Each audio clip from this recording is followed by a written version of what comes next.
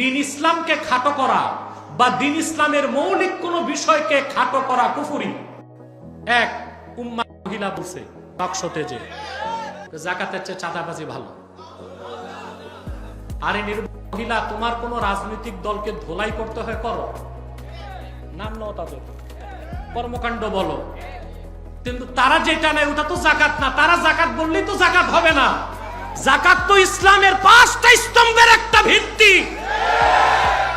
পরিষ্কার ফতোয়ার কিতাবে এসেছে, ইন্না ইস্তিগফাফাদ দ্বীনে কুফরুন, দিন ইসলামকে খাটো করা বা দিন ইসলামের মৌলিক কোন বিষয়কে খাটো করা কুফরি।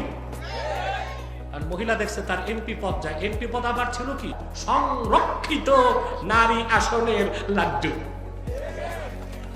ভোট নাই। বলতেছে আমি তো জামাতকে বলছি, আমি তো জাকাতকে বলি নাই।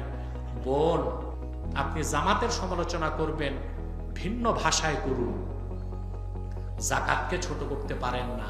যেই অর্থেই আপনি জাকাতকে তার চেয়ে ভালো চাঁদাবাজি বলছেন, যে ভাষাতেই বলেন, যেই অর্থেই বলেন, আপনার শব্দ চয়ন ছিল ধৃষ্টতাপূর্ণ, আপনার কুফর হয়েছে। আপনি আল্লাহর কাছে ক্ষমা চান, জাতির কাছে ক্ষমা চান।